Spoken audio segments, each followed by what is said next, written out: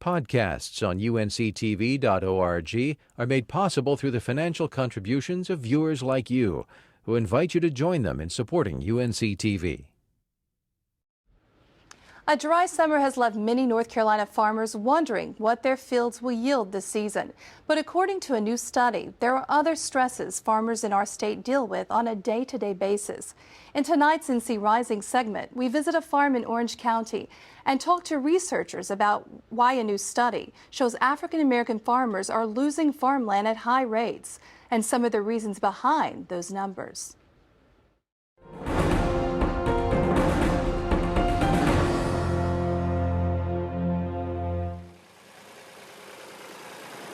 My grandfather came here in 1912. He bought 125 acres. For nearly 100 years, the Hughes family has kept this farm in Orange County going for 3 generations. For the past 37 years, Stanley Hughes has been working his family's land at Pine Knot Farms in Hurdle Mills. I really came back to farming like in 1974. Well, all the time during the years I was involved in it, but I started myself in 1974. Right now, there's tobacco to top and dry fields to irrigate. It's a stressful time right now because we really hadn't any rain in the last probably a month.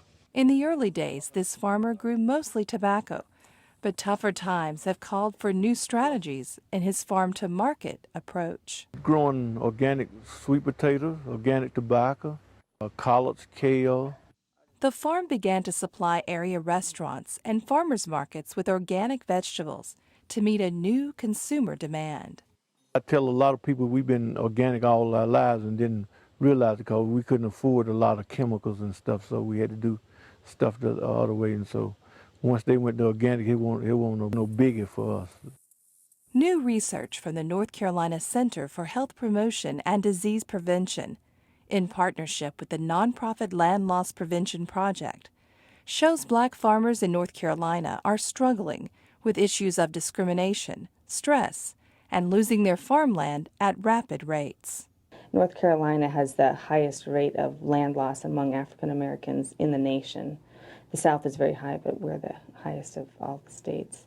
So we're interested in looking at why this is happening, what are the issues that are going on, particularly around estate planning and making wills and having a plan for who will inherit the land, because that's one of the biggest reasons that black farmers are losing their land. The research shows that the effort to hold on to farmland in North Carolina can be stressful for African American farmers. In the report, many of the farmers say they've experienced discrimination when it comes to applying for a loan to gain capital for their farms. They say this discrimination can lead to a legacy of land loss and debt.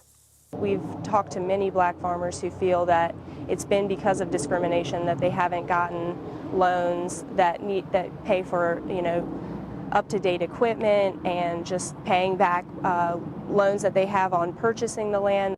Farmer Hughes says his own experience with an arduous cycle of loans and paybacks can cripple a farm. They could get their money. They could go in there and put in their money in the fall. We had to make sure we had paid back our obligation before we could get in it. Then they would tell us it's going to be a month. We have money, it would be 2 months before we get the money. That put a lot of farmers out of business because they couldn't do things on time. Timing is everything in farming. The research also shows now is the time for farmers to talk about where they want their land to go after they die, so land is not lost.